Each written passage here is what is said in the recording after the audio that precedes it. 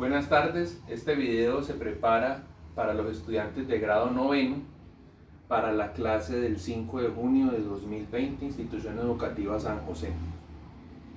En el video anterior se hablaba de la conformación del gráfico velocidad contra el tiempo, es decir, cómo podemos caracterizar el movimiento de un cuerpo que va sobre una trayectoria recta a través de un gráfico de velocidad. El propósito ahora es reconocer cómo se puede fabricar ya un gráfico de posición contra tiempo basado en las bondades o las características que nos entrega el de velocidad. Entonces recapitulemos un poco para podernos centrar en el trabajo que se tiene como propósito del gráfico de posición contra tiempo. Recordemos la gráfica del ejemplo que habíamos trabajado. Hablaba sobre un cuerpo que partía de un punto A desde el reposo, por tanto su velocidad era 0, y que ese cuerpo recibía una aceleración tal que la velocidad iba aumentando paulatinamente, de forma tal que cuando llegase al minuto 20 ya la velocidad del cuerpo eran 30 metros sobre segundo. Es la unidad en la que estamos midiendo la velocidad, mientras el tiempo lo estamos midiendo en minutos. Entonces el cuerpo arranca de 0 y cuando ya lleva 20 minutos moviéndose llega a una velocidad de 30 metros por segundo, y aquí podemos ver que su incremento es paulatino.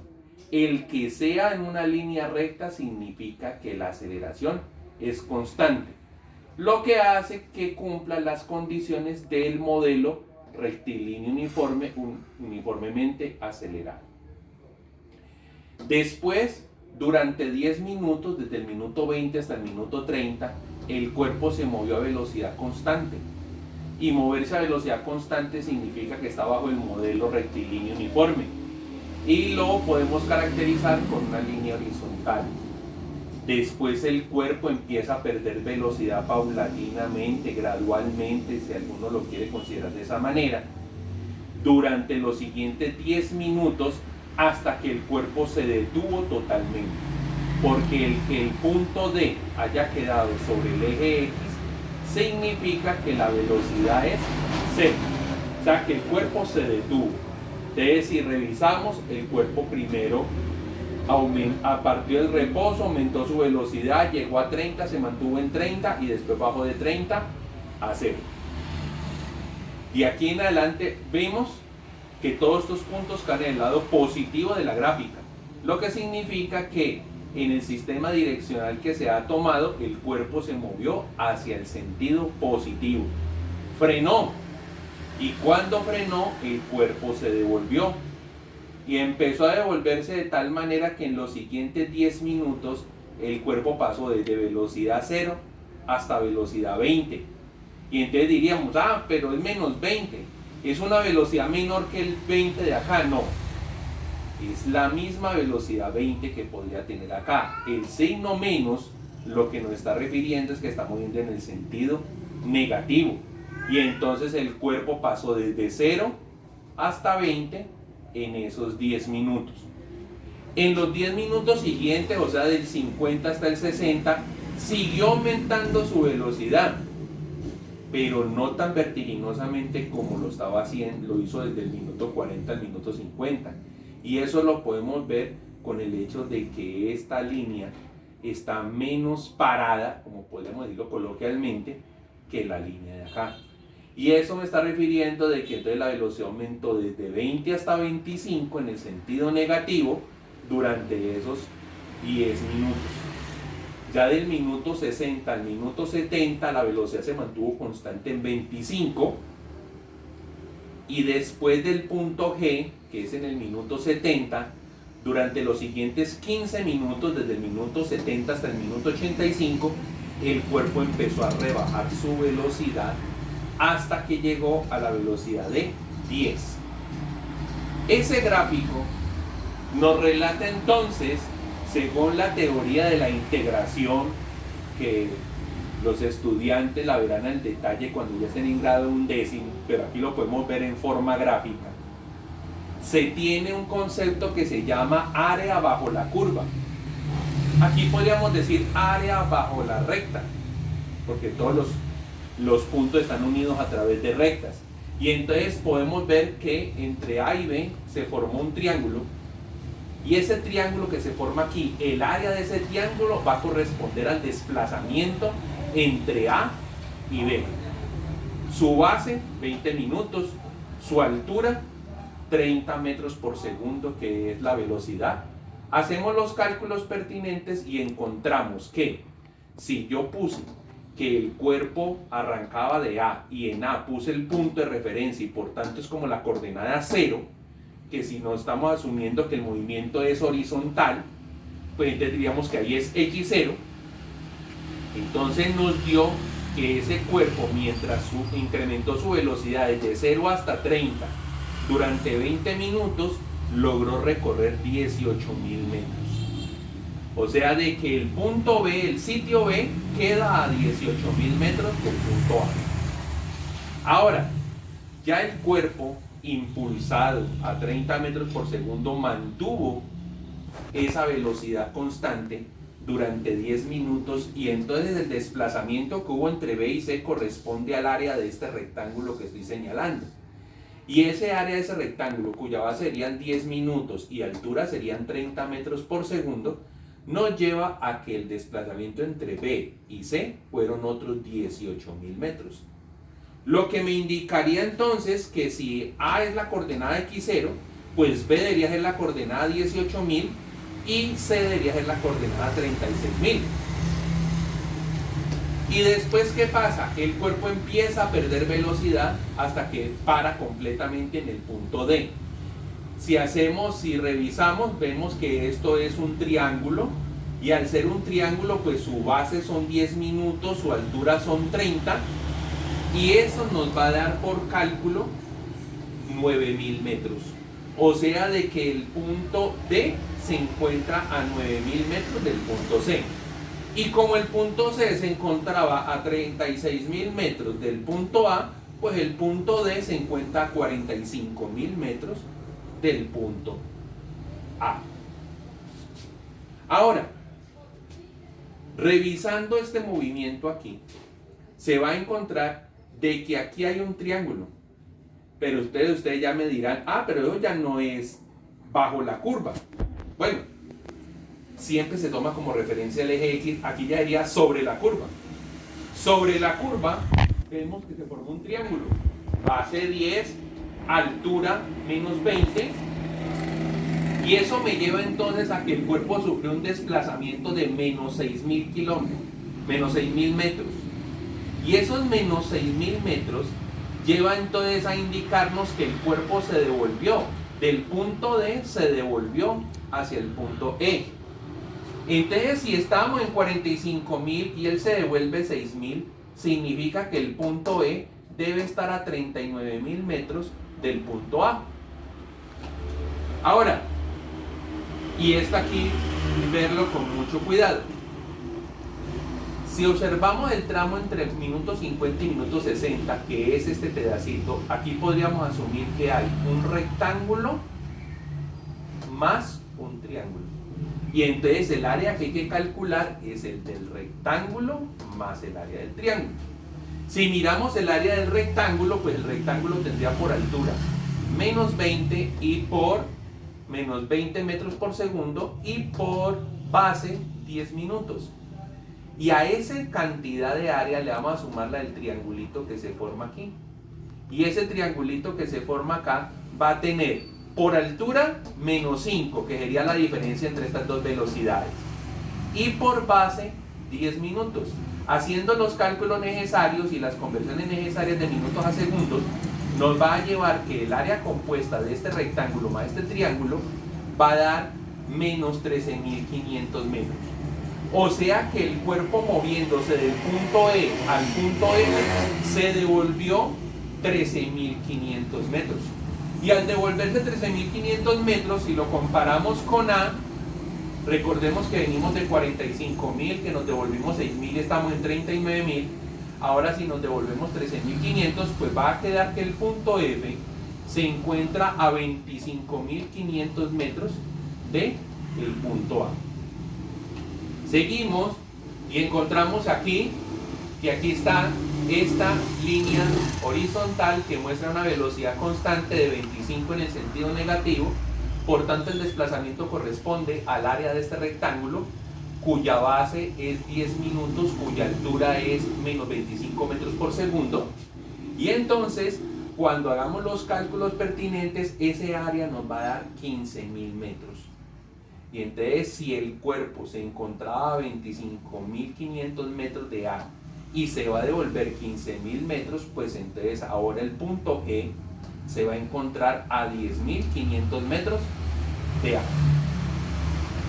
Por último, vemos que esta es la última línea de velocidad y aquí se forman dos figuras. Un rectángulo, que lo estoy señalando acá, y este triángulo. El rectángulo va a tener por altura 10 y menos 10 y por base 15 minutos, y el triángulo va a tener por base 15 minutos y de altura la diferencia entre esta velocidad y esta velocidad, que sería menos 15. Y haciendo los cálculos pertinentes nos va a dar que entonces el cuerpo desde G hasta H se desplaza 15.750 metros en el sentido negativo. Entonces miremos que el cuerpo se fue para allá y se devolvió. No es que sean dos carreteras, es una sola. Lo que pasa es que para el propósito de que observaran las cantidades hice como una separación imaginaria, pero realmente sobre la carretera, ¿qué nos va a pasar? Que si yo arranco desde el punto A, primero me encuentro el punto G, aunque no era mi objeto de estudio. Sigo al punto B, sigo al punto C, sigo al punto D, y cuando me vaya devolviendo paso por E, paso por F, paso por G y llego a H. Como el punto G se encontraba a 10.500 metros de A, si él se desplazó 15.750 metros hasta H, significa que pasó derecho de A y pasó al otro lado, o sea, donde ya podríamos tener como coordenadas X negativas. Y entonces podríamos decir que la posición del punto H, haciendo la resta que a 10.500 le sumamos menos 15.750, al final se vuelve una resta y eso nos va a dar menos 5.250 metros. O sea, de que todo el cuerpo arrancó de A y terminó en H, y este pedacito correspondería a 5.250 metros. Esa traducción de ahí la podemos reflejar directamente en un gráfico. Pero para que entendamos la forma del gráfico, voy a recordar la estructura del modelo. Cuando tenemos el movimiento rectilíneo uniforme, dice desplazamiento igual a velocidad por tiempo. Para mis compañeros de grado noveno que ya están viendo ecuaciones, pues entonces esta podría ser como la ecuación de una recta, porque el tiempo es de grado 1. Y entonces, si es una recta, cuando estemos hablando de desplazamientos, que estemos aplicando el modelo rectilíneo uniforme, los dos puntos se deben unir con una línea recta. En el caso del movimiento rectilíneo uniformemente acelerado, como estamos hablando ya de la gráfica de posición que nace del desplazamiento, nos concentramos en la ecuación de desplazamiento. Recordemos que la de velocidad decía velocidad final igual a velocidad inicial más aceleración por tiempo. Esta ecuación es la que rige el funcionamiento de estas rectas que tenemos acá, de estas rectas inclinadas, porque aquí el tiempo está elevado a la 1 y la variable vertical es la velocidad. Pero como ya vamos a hablar del desplazamiento por un proceso que se llama integración, resulta que de esta fórmula terminan haciendo esta, y me dice que el desplazamiento es igual a velocidad inicial por el tiempo. ¿Listo? Esto es una ecuación que uno puede decir de grado 1. Pero el complemento, que es aceleración por el tiempo al cuadrado, cuando me hablan de cuadrado, entonces hay una representación en la geometría que se llama la parábola. Y las parábolas representan cuando la relación entre las dos variables, en este caso tiempo con posición, con desplazamiento, que al final va a terminar siendo posición, está relacionada con una variable al cuadrado. Entonces, eso es lo clave para recordar. Cuando voy a unir puntos cuyo desplazamiento ocurrió bajo el modelo rectilíneo uniforme, es decir, en velocidad constante, se deben unir con líneas rectas. Pero si el cuerpo pasó de un punto al otro aplicando el modelo rectilíneo uniformemente acelerado, se debe unir con líneas curvas. ¿Y por qué decíamos que el desplazamiento al fin se va a volver posición? Porque hay que recordar que el desplazamiento es igual a posición final menos posición inicial.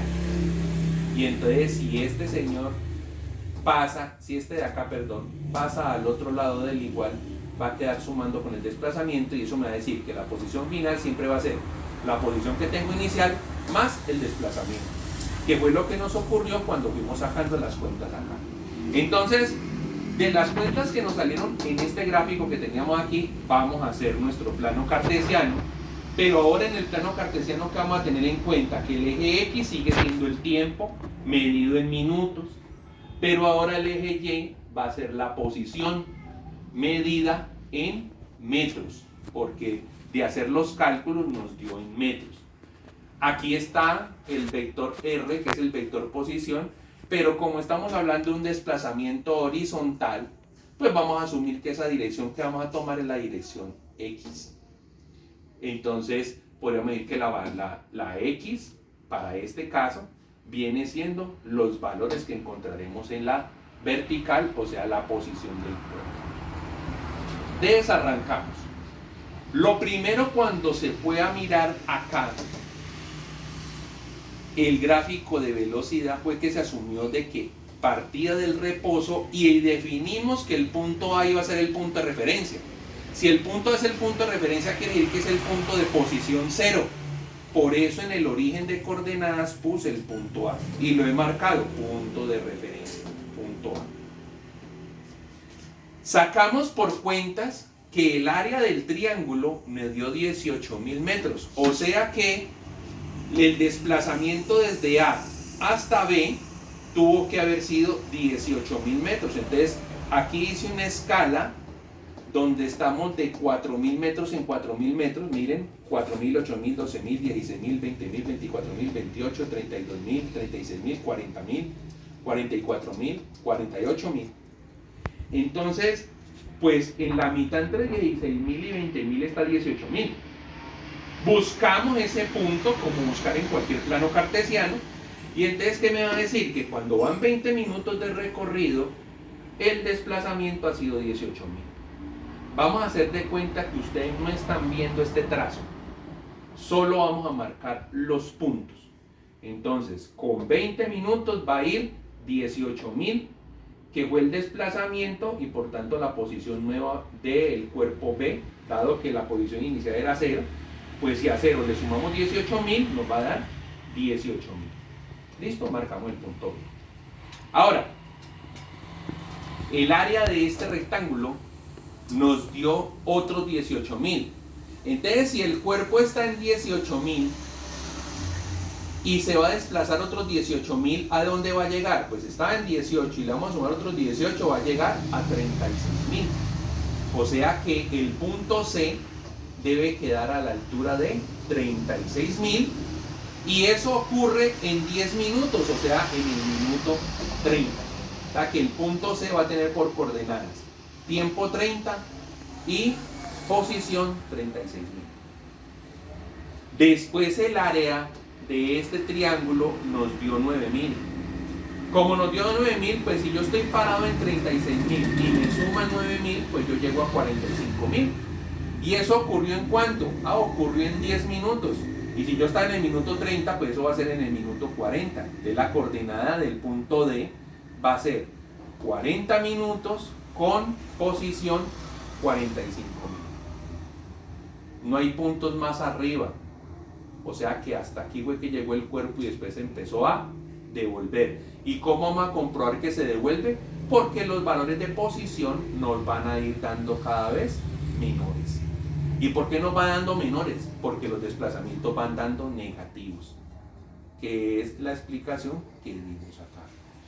Entonces, si miramos, ¿qué va a pasar? De D a E, el cuerpo empezó a moverse en el lado negativo de la gráfica de velocidad, o sea que su desplazamiento es negativo, o sea que se está devolviendo. Y si se devolvió, pues del punto D al punto E se devolvió 6.000 metros.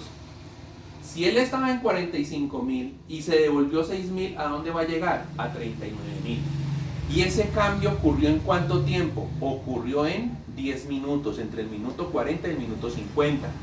Por eso es que la coordenada E se va a encontrar en el minuto 50 y en la posición 39.000 metros. Marcamos el punto. Después sacamos el área compuesta que nos dio del rectángulo aquí con el triángulo, y ese área compuesta nos dio 13.500 metros. ¿Y eso qué significa? Como dio negativo porque está en la zona negativa, pues entonces el cuerpo se devuelve 13.500 metros. ¿En cuánto tiempo? En 10 minutos. Si estábamos en el minuto 50 y han pasado otros 10 minutos, va a quedar en el minuto 60. Por eso la coordenada va a ser que en el minuto 60 vamos a tener posición 25.500. ¿De dónde sacó el 25.500? Estábamos en 39.000 y le sumamos menos 13.500 metros, pues a la larga se volvió una resta, y si usted hace 39.000, le resta 13.500, le va a dar 25.500. Listo. Ahora, vamos a ir del punto F al punto G. Del punto F al punto G es un rectángulo, y ese rectángulo nos dio 15.000 metros. O sea que el cuerpo se devolvió 15.000 metros. Si él estaba en 25.500 y se devuelve 15.000, ¿a dónde va a llegar? Pues va a llegar a 10.500 metros. Y esos 10.500 metros va a representar la posición del punto G. ¿Eso ocurrió en qué? Ocurrió entre el minuto 60 y el minuto 70. Y como ocurrió entre esos 2 minutos, pues entonces ya G queda con el minuto 70 y con la posición 10.500. Volvemos a leer, hacemos la coordenada y nos da el punto G. Y ahora lo más importante, vamos desde el punto G al punto H durante 15 minutos.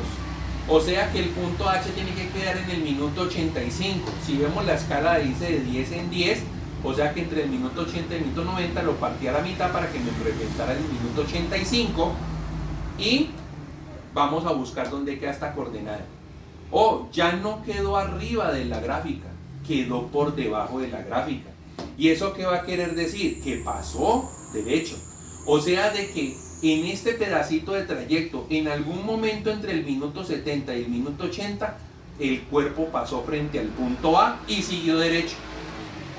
Como lo relata esta gráfica, el cuerpo venía moviendo hacia acá, pasó frente al punto A y siguió derecho. ¿Cuánto se movió? Se movió 15.750 metros. Si estando yo parado en 10.500 metros, me suman un desplazamiento de menos 15.750 metros, al final yo voy a llegar a la posición menos 5.250. Y eso significa que pasé por el lado del punto A y seguí derecho y llegué hasta el punto H.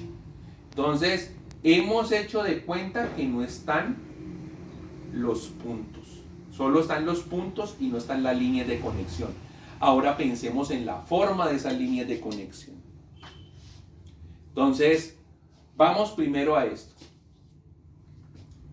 Vamos del punto A al punto B. Aquí se vio una recta donde la velocidad cada vez es más alta. Y eso, como la velocidad está cambiando y es cada vez más alta, es movimiento rectilíneo uniformemente acelerado. Si es movimiento rectilíneo uniformemente acelerado, el desplazamiento es una parábola porque está en tiempo elevado a la 2. ¿Y cómo vamos a armar esa parábola? ¿Qué es una parábola? Una curva. Pero ¿puede ser cualquier curva? ¿Yo puedo hacer la curva así? No. Miremos qué está pasando en el fenómeno. El fenómeno es que el cuerpo va incrementando desde cero su velocidad y cada vez va más rápido. Y si cada vez va más rápido, es mucho más el terreno que va avanzando cuando lleva alta velocidad a cuando lleva baja velocidad. Eso indica entonces que la parábola se debe dibujar como una curva que primero nace un poco plana y después la curva se va parando y llega al punto B. Listo. Ahora vemos de B a C. B a C, velocidad constante. Y como la velocidad es constante, es movimiento rectilíneo uniforme. Y como es movimiento rectilíneo uniforme, entonces la ecuación del desplazamiento tiene grado 1, porque aquí debería ir un exponente 1. Lo que comúnmente es que no se escribe. Entonces, ¿qué tiene que pasar? Que entre el punto B y el punto C, yo los debo unir con una línea recta, así, con reglita, recta. Ahora vamos del punto C al punto D. ¿Hay variación de la velocidad? Sí. Pasó de 30 hasta 0. ¿Y entonces qué va a pasar? Venga, ¿y por qué no hizo una curvita así? No. ¿Por qué? ¿Por qué no la hizo de esta manera y la hizo fue curviada hacia el otro lado? ¿Por qué no la hizo similar acá? Porque esta curva que está representando, que arrancamos a una velocidad bajita y vamos incrementando. En cambio, esta curva está representando que venimos a una velocidad alta, donde vamos corriendo mucho terreno, y a medida que el cuerpo está frenando, ¿qué va pasando con su avance? Cada vez más lento. Entonces, mientras acá arranca planito y termina la curva muy parada, aquí arranca parada y va terminando en plano. ¿Para qué? En este punto la gráfica sea completamente horizontal, donde la velocidad da 0. O sea que del punto C al punto D tenemos movimiento rectilíneo uniformemente acelerado, porque hay cambio en la velocidad y por tanto hay que aplicar esta ecuación. Ahora miremos qué va a pasar del punto D al punto E. ¿Por qué no hizo la curva así? Y la hizo curviada así. Porque el cuerpo está arrancando desde qué velocidad? 0. Y está apenas empezando a incrementar su velocidad hasta que llega a una velocidad alta. Entonces, ¿dónde va a recorrer más terreno? ¿Cuando recién arranca o cuando está por terminar? Cuando está por terminar va a recorrer más terreno porque va más rápido. Entonces, aquí la curva tiene que ser planita al comienzo y se va parando a medida que vamos llegando al punto E. Del punto E al punto F encontramos que hay variación de la velocidad, por tanto es movimiento rectilíneo uniformemente acelerado. Y al ser movimiento rectilíneo uniformemente acelerado, ¿cómo debo unir E y F? Lo debo unir con una curva. Entonces aquí se aprecia levemente la curva. Ahora les explico por qué no la hago así como muy pronunciada. Le doy la curva. Después pasamos de F a G, y de F a G la velocidad es constante. Como es constante el movimiento rectilíneo uniforme, y entonces ¿cómo debo unir los dos puntos? Con una recta trazada así con reglita. Y por último vamos de G a H. ¿Qué me está representando de G a H? Que el cuerpo está frenando. Como está frenando, cerquita de G se tiene que ver mucho cambio de posición, pero ya cerquita de H se tiene que ver poco.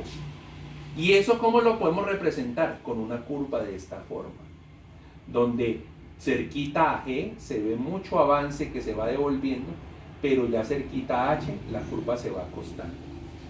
Entonces les decía que por qué no hice una curva acá como muy pronunciada.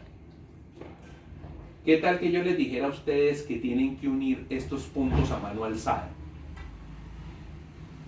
Entonces usted arrancaría aquí, viene con una línea recta y aquí se da cuenta que si usted curvea para este lado le queda una punta y usted necesita representar una curvita que genere el vértice de una parábola. Termina y vuelve a arrancar, pero la inclinación que lleva acá la debe conservar inicialmente con el otro tramo. Y como sabíamos que acá la línea va a ser recta, debo unirlo de tal manera que el trazo me dé continuo y aquí al final terminar. Esa simulación que yo les estoy diciendo como un trazo, se los explicarán matemáticamente cuando lleguen a un tema que se llama integración, derivación, máximos y mínimos de una curva compuesta. No me quiero adelantar en esos términos matemáticos y por eso les hago la simulación de pensar que es un trazo a mano alzada donde se está tratando de que le quede todo en una sola línea, no como líneas fuera de la estética. Podríamos dejarlo hasta ese punto. Entonces, recordemos y vamos haciendo la comparación y el emparejamiento que necesitamos. Miremos, recordemos entonces, si en un gráfico de velocidad tenemos una línea inclinada, debe corresponder a una línea en forma de curva en el gráfico de posición. Entonces miren, aquí era inclinada, aquí es curva. Aquí era inclinada, aquí es curva. Aquí era inclinada, aquí es curva. Aquí era inclinada, aquí es curva. Y aquí era inclinada, aquí es curva.